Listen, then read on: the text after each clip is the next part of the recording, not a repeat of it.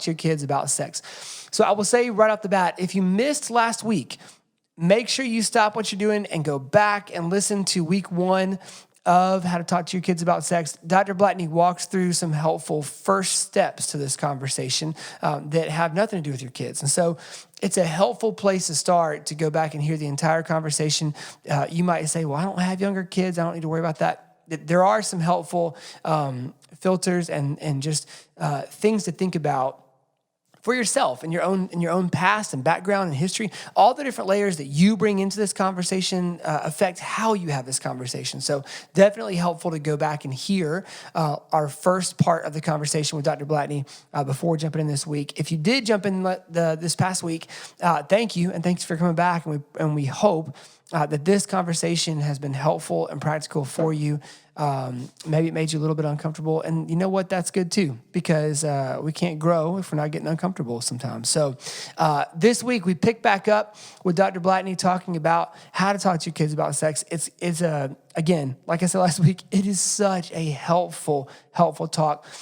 So if you are ready to go, grab some pen, paper, and maybe your parenting partner, somebody that is in this fight with you, and sit down to enjoy the second half of our conversation with Dr. Katherine Blackney about how to talk to your kids about sex.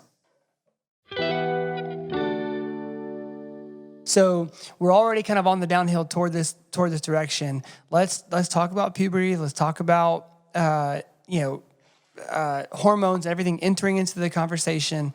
And I think most of us are kind of thinking as parents, as we have younger kids, okay, I've got till 12 or 13 till I need to start worrying about puberty. And that's not always the case, right? So can we talk about maybe when some of the earliest signs might be that we are entering that phase? Absolutely. And I want to say one thing, and then I'm going to jump into puberty. One more topic with these little 4 to 6 year olds is if you catch them playing doctor with this is good. Yeah. With somebody in the community, with one of their classmates, with a neighbor. So basically, God created us to be curious. And at this little precious, vulnerable stage, we're being curious. And so around age 10 is when you have the DHEA crush hormone. Okay. It's called the crush hormone. That's when it's entered into the body. And so you're starting to see differences in girls and boys. And that's when boys are starting to kind of like crush on the girls. And that's when girls are having more of an emotional awakening. Boys are having more of a sexual awakening. Girls are having the emotional, like, oh, the romance. And they talk about that. So when you catch your child, and I would say it's about 40% of catching your child playing doctor or experimenting with a neighbor. Again, if there is not 3 years difference, then we don't really need to be discussing abuse. So if it is 3 years difference, contact me or Tana or one of us, and we'll walk you through that. Yeah. For those where it's not, it needs to be perceived as natural curiosity. The way kids, kind of stick things up their nose and in their near ears, you need to kind of let them know, okay, we don't stick anything in our vaginas. Okay, we need to keep our clothes on. So if you walk into the room and you see them playing, try to de-escalate. Again, this is natural curiosity, and we need to approach it like that. We do not need shame to enter in, because that's our own stuff, and that's our own adulting into this.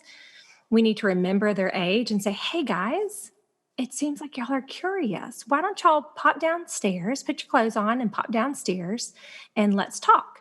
And then you walk downstairs and you freak out, okay? Internally, you are freaking out. You're freaking out. You're dysregulated. Like you just, every little step going down that stairs, even if you don't have stairs, go find stairs. But practice your breathing, you regulate yourself. Mindful.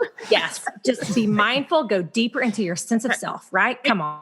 Yourself a cup of coffee, like whatever, you gotta have some chocolate, like just take a moment. Text your friend, Mayday, Mayday, So what you can share with them is like, it seems like y'all are curious. Let's talk about this. And that's when you bring out the anatomy book and say, hey, isn't this cool how God created us different?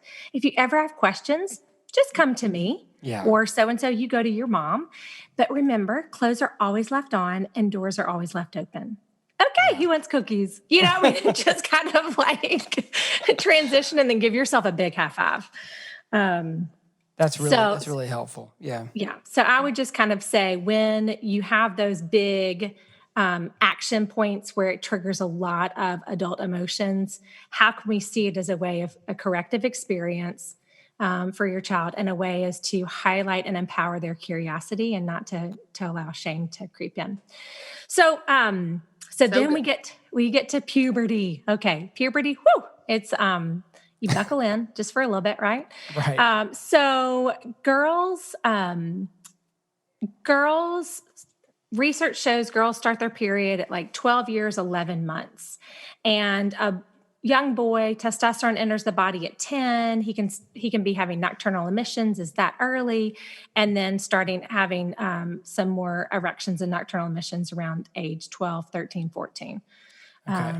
And so I heard a physician say, when you see that your little girl is kind of developing the breast buds, it's a good indication 18 months later is when they may start their cycle. So give your kids so much notice without freaking them out and being too awkward about it. Give them notice about what's going to happen in puberty and the changes and the excitements and the awkwardness, and, be real about it. Not everything is beautiful and wonderful and needs to be celebrated. Right. But it's a way that our bodies are growing. And so I typically tell both the man and the woman to highlight when the girl has starts her period, because I don't want it just to be the woman is with the girls and the man is with the boys. It really needs to be a team approach if possible. And I want the man to, walk in and say, hey, Cecilia, I heard today was kind of a big day. Good job. Wink, thumbs up, leave the room. Okay. We're not throwing a period party. We're not sitting down. How do you feel? You feel like a woman? No. We're just going to acknowledge it and we're going to move on. Yeah. Okay. Because if she needs any kind of pads, tampons, whatever, she knows she can come to you because you've actually acknowledged it. Right.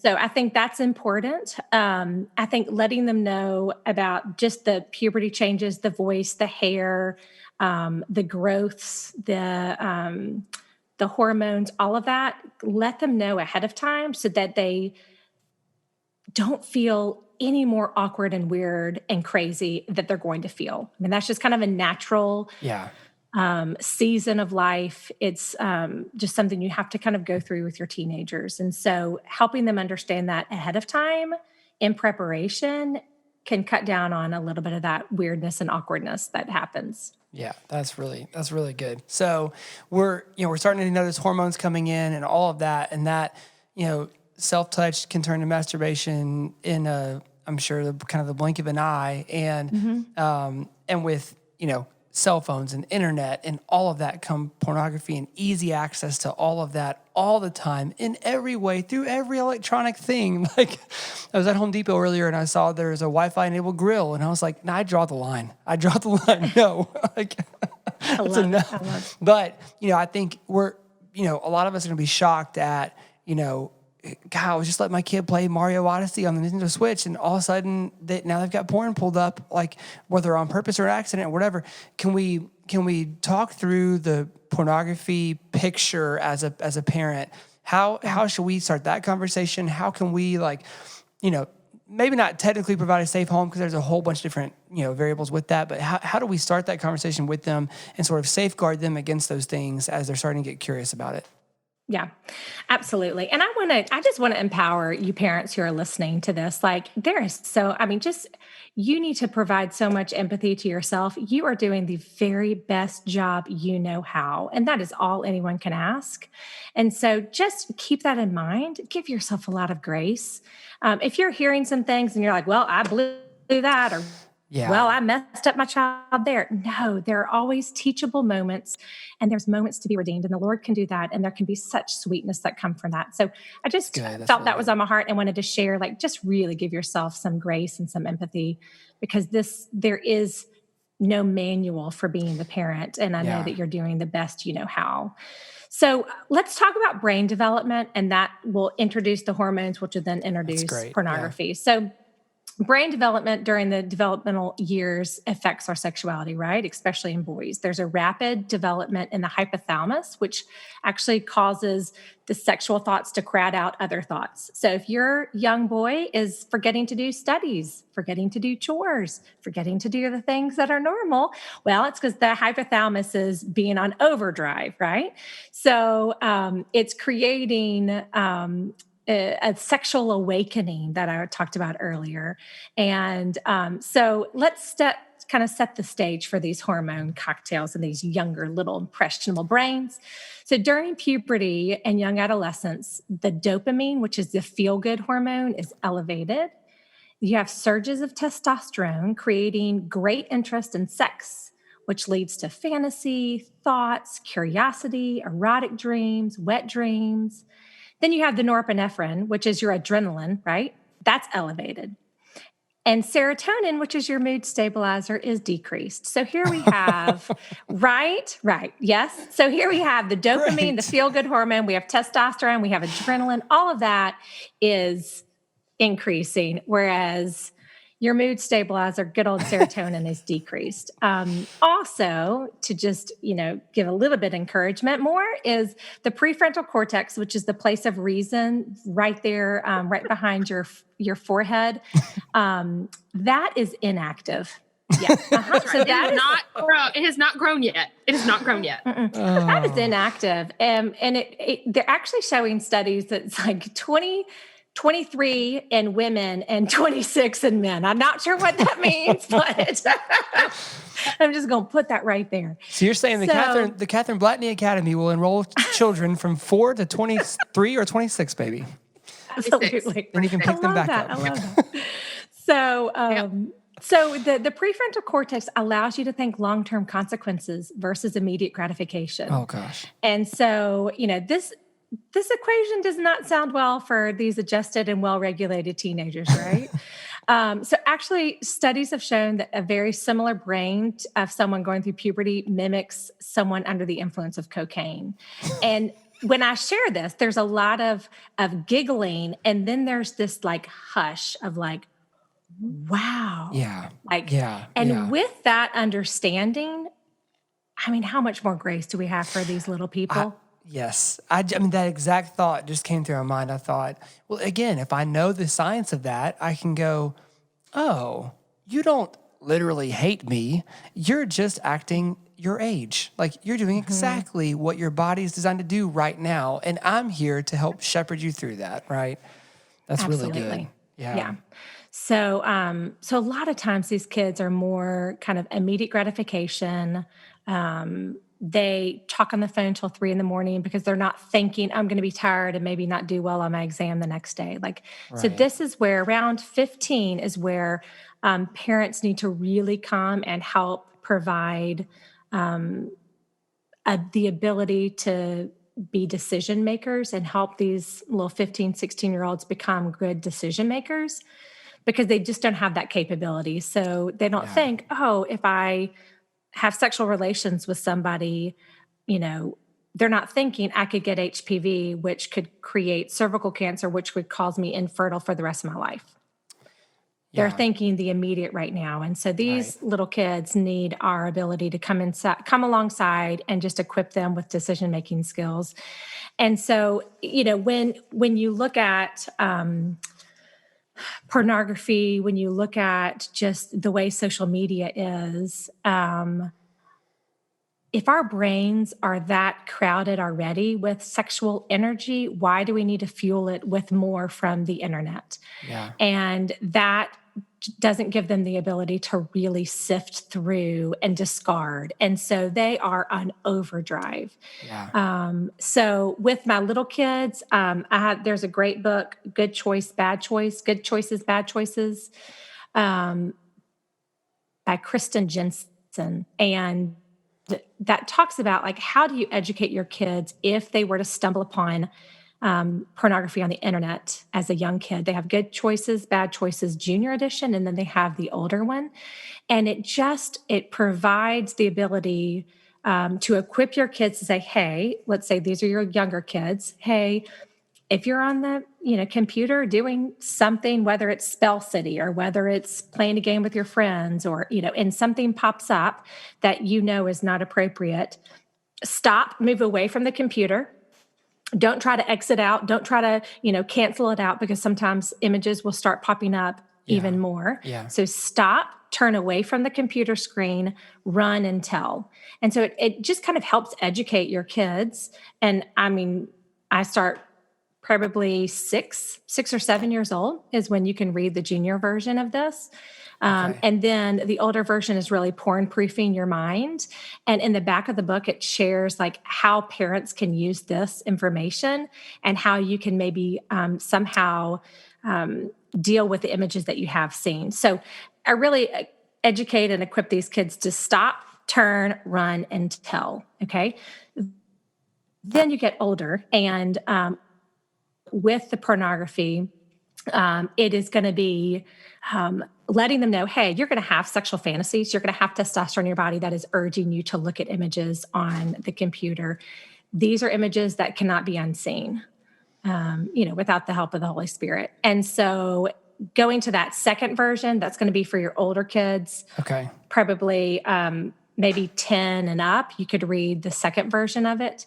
And that really equips them for ways to manage if they were to fall into pornography.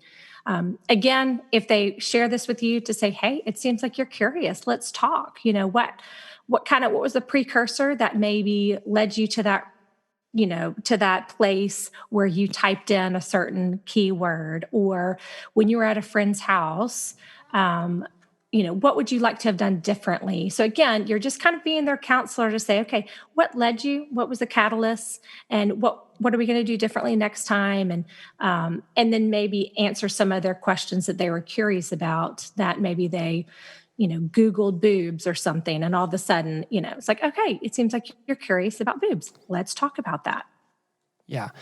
So I think that's really helpful. And I think that, again, maybe the theme that's emerging out of this is that every parent, to have a child that goes through puberty, just needs to have de-escalation techniques for themselves, because right. I think being able to guide those conversations, it's every parent's fear that their kids are going to be unequipped to walk through the world in some way, shape, or form, and it will have been our fault. And so when we see things that are potential down the road problems happening, it's the freak out. We want to immediately run in and smash a TV or a computer or throw the cell phone away. Well, you're never having a phone again.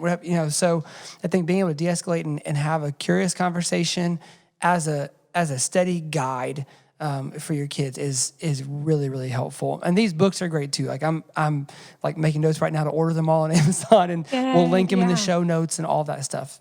Yeah. And I can give some other books too. And so, it's interesting because you think about how do I talk to my kids about sex? And here we are having talked for a very long time, not about intercourse, because there's so many things. We live in such a sexually charged society that there's so many things that we're combating as parents that lead to a healthier and healthy view of yourself as a sexually whole being. So y'all done an amazing job of staying with all the different topics. And I would go back and say probably around age 10, 11, 12 is when you can introduce how intercourse happens, and you can introduce the term orgasm. You can introduce kind of cervix for the woman, uterus, you can have a reproductive type conversation, and, just kind of matter of fact, looking at scientific, what that looks like. And you can lay out, this is how intercourse happens. And you can even talk about how the Lord provides your body to be ready for intercourse with lubrication and erections, and how that plays out. But you don't have to spend a ton of time, and they already have a buildup of all the foundations you've laid at the different developmental stages. Yeah. So it doesn't need to be this massive, it's wonderful to take a trip and to say, okay, we're going to talk about it, but it should be very normal. Hey, we talked about this 2 years ago specifically. Now you're a little older, which is pretty cool. Let's talk about it. And then we're going to have, later in life, they're going to have conversations about oral sex, and they're going to have conversations about lots of other things. And that's when it's like, okay, let's talk about this. Let's Google some of these terms, because, us parents are going to be a little outdated by that time. So, but just really, again, educating them and equipping them to have the information that's needed. So that would be kind of, in terms of how to talk to your kids about sex, that's how the progression goes. That's for sure. That's really good. Tana, do you have something? I was thinking a little bit about, JD, kind of when you were talking, and we've hinted around it, but how incredibly important it is for us as parents to, even if our children are exposed to something online, or, they get out ahead of what we would hope for them in terms of knowledge or experience or exposure or events, that the parent shame can just pile on us and just keep us frozen of, I'm a bad parent. All the things that can kind of get us stuck and keep us from being able to actually support what our kids need for us in that moment. And so again, just being really open, even having these kinds of conversations like the three of us are having, for our listeners listening along, like, to de-shame this entire conversation, to not let us get stuck into a moment of, I am a bad parent, or I didn't do what I needed to do. Like, just to be present in the moment, not being terrified of what's coming or horribly guilty about what's happened, but how do we stay present for our kids in the moment, I think is incredibly important. Yeah. And we get to create that dialogue. Like, we get to be these radical changers for our family. I've always, at the end of my talks, always say, okay, now you're the sex ambassadors for your family. Go forth and teach healthy sexuality. Like, we're empowered to do that. And my hope is, in listening to this and listening to our dialogue, that you as a listener will feel empowered. Mm-hmm. Not the shame that keeps you bind and keeps you debilitated, but to feel that empowerment to go forward. I've had, people say, well, I totally screwed up my child. We've been calling it front butt, back butt forever, and or cookie, or you name it. And or hee-haw, or lula, or whatever. And I'm like, listen, there's always a teachable moment. That's when you go to your child and say, you know what? You're old enough to where that front butt is called a vagina. And if you can't say vagina, just say gina. Just say gina. It's a person's name anyway, So, but there's always teachable moments to say, hey, I told you the baby, comes from a stork. Actually, you're old enough to where we can have this conversation. It's pretty cool. So that's a way for you to not divulge the shame that you feel and sit in it. It's a way for you to feel empowered for change and radically accepting bodies, sexuality, and moving forward to really create these sexually whole people. That's really helpful. I love that. So shall we round third and head for home here? We're in the teenage years now, and so we're talking about setting parameters for healthy sexual thought and exploration, all that. Now come relationships, and like you said, like we need a secret parent Google document that shares all the slang terms for all the different sex acts that we don't know yet, that are and acronyms for texting that kids are using to communicate, that is like a secret code that we don't know. Can we talk through how to begin prepping them for relationships, beginning healthy relationships, all that kind of stuff? Yeah. Well, when you think about, like, you want to really have relationships be honored and valued at the core. Honor the way you talk about these relationships, the way your heart is towards these relationships, and the way that you behave in these relationships, and really honor space, honor each person in that. And so what we've talked about before is sometimes there is the inability to think long-term consequences. So they think immediate gain. Boys tend to think after they act. So actually, like I heard David Thomas talk about, the worst thing to say to a young boy is like, what were you thinking? Because actually they weren't. Right. Okay. Right. So they act before they think. And so I think it's helpful to understand, like you said, the science behind all the hormones that are going on in their bodies to help them decipher between what are your thoughts about that? I wonder how this person is feeling. Like, just kind of ask probing questions to get them to think beyond themselves. It's not uncommon for, 13, 14, 15-year-old girls to feel madly in love. And so let me kind of tell some parents what's going on is in a new relationship, you have a surge of oxytocin, which again is the bonding hormone. Yeah. And that typically tapers off after 3 months of a new relationship. So if you can hang in there, and go to the 3-month mark, typically she's going to be on to the next, or she's going to be on to something else. Okay. Yeah. If it goes beyond, then that's maybe where some intervention needs to talk about, and to come into play. I had a client years ago, she was 13, and one of her school assignments was to write her epitaph on her tombstone.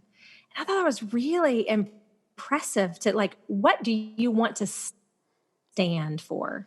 What do you want people to think about you? And so I think that's really important to get these little minds thinking beyond, like, what do you want to stand for? What do you want to represent?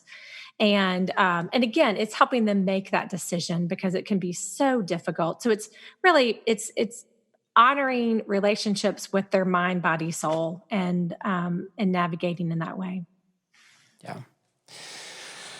This has been so good, Catherine. Thank you. I feel like this is something that we're going to keep referencing. I'm already thinking about, like, I need to get this sent out to, X, Y, Z different people. And when we start our next round of ETC parent training, like, this is going to be one of the pre-assignments for conversations. I think maybe the last question I might ask is just any other resources you can think of that parents want to be aware of. And maybe we'll stay, since we're already here, in the teenage realm. Are there, we talked about good pictures, bad pictures. That might not hit the same for a 16-year-old, right? That you're getting them that, look at the book and they're going to be like, okay, come on. Any other resources we can think of through, for older teenage kids and parents as they're starting to navigate those really, like, transitions into full adulthood moments? Yeah, I'll send you a list. I have several that I have just kind of gotten over the years that I have really enjoyed, and little snippets here and there.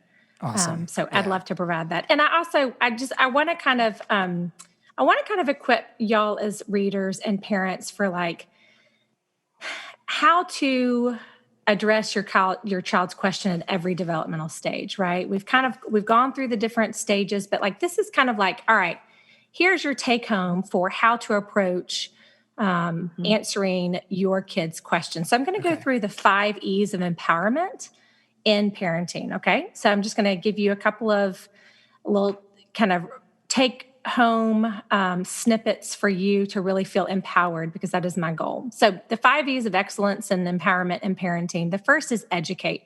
All right.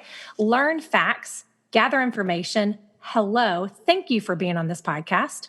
You are here gathering information, gathering facts that you did not know before this. So you're right where you need to be, all right? When your child comes to you for asking a question, try to understand what the child, so this is all under the first educate. Try to understand what the child is asking, get a clear picture of what they're really asking, and find out what's behind the question. If the child asks where babies come from, they can merely be asking, how do babies grow? Which is very different from going into the birds and bees questions, right? So give intellectual, moral, and social instructions typically at the developmental age that they're needing, okay? The second is to enrich. So I want you to improve the quality or value of your understanding of sexual topics. Always be learning. Get ahead of it, like you said, JD. Get familiar with the material, become less emotionally charged when discussing this material. I really want it to be like you're reading a recipe for your favorite dish, okay? There's sacredness to it. There's excitement. There's joy. And then there's also being direct and looking at it. So once we know what the child is asking, we then need to review. So the third is enhance. We need to intensify and increase or further improve the value of how we're extending knowledge to these kids. So again, at every developmental milestone, we're going to be giving a little bit more information than we gave at the first. All right, so it's going to be building on becoming on the previous. Again, you're becoming the sex ambassadors for your family, and with great finesse, your communication skills can be enhanced. So don't be afraid of the topics. Commend your adolescent for coming to you with such important questions. You need to emphasize it is so important that they came to you, because Sally's mom down the street may not have the information, or Sally, your peer, may not have the information. So this is so great that you've come to talk to me. And then you also say, this is a family question. And so we keep this within the family. That keeps them from going to school to talk about masturbation, or, it's, you're able to say, hey, Isabella may not have had this conversation with her mom, so we don't want to take that away from them. So this is just really a family question that we keep within. Yeah. If you respond in this manner, I promise your teen will be more inclined to come to you again and again. So really enhance the way that you address that. The fourth is equip. All right. Supply with the necessary items to be able to respond. Prepare mentally for this situation.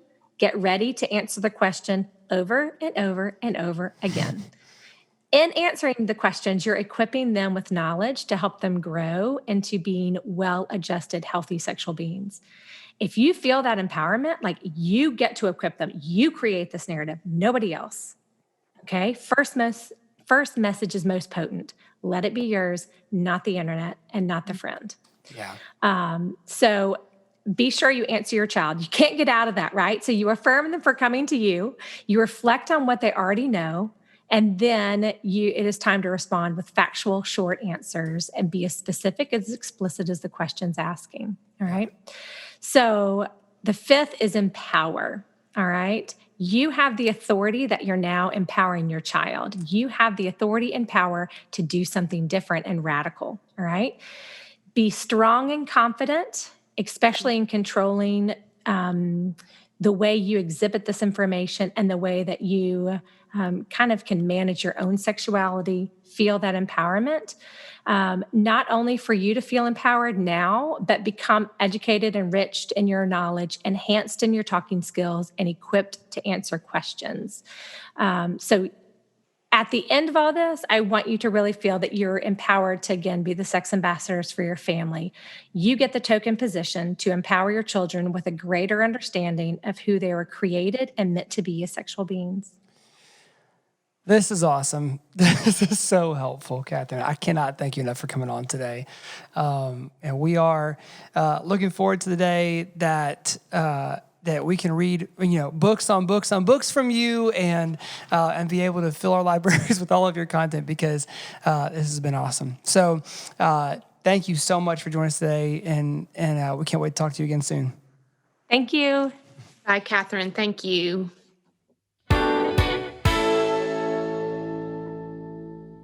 Good stuff from Dr. Blackney. Man, what a helpful conversation. So I hope I hope that you've gotten a lot out of this over the last 2 weeks. And this might be a good one to go ahead and download and just kind of keep in the library. And like I mentioned last week, passing this on to folks who are on the front end of their parenting journey. Maybe they haven't had kids yet. This is such a great place to start. And so our thanks again to Dr. Blackney for joining us, and thanks to Tana as well. Really, really helpful. So coming up, I've been talking about this for a few weeks now, but as you know, we are coming up on our series on transracial adoption, which will be happening in the month of November. So we will have several episodes walking specifically through transracial adoption and all the nuances that come with it. We are super, super excited for that conversation. So stay tuned for that. Until then, we'll have some more connecting principles, a conversation about one of the most practical ways that we can think about both behavior and misbehavior, and just a really, really helpful tool of stopping and seeing the need behind the behavior. We'll have that conversation coming up, as well as some others. And again, in November, we're going to crank back up with the conversation on transracial adoption. It's going to be great. You don't want to miss it. Our thanks to Dr. Katherine Blackney. Our thanks to Tana Ottinger. To Kyle Wright, who edits and mixes the audio here for this podcast, and for the one and only Tad Jewett, who played his music and recorded it for us to use as the intros and outros and everything in between. Big thanks to them. Big thanks to you for tuning in with us on the Empowered to Connect podcast. For everybody here, Hope that you have a great week. We will see you next time.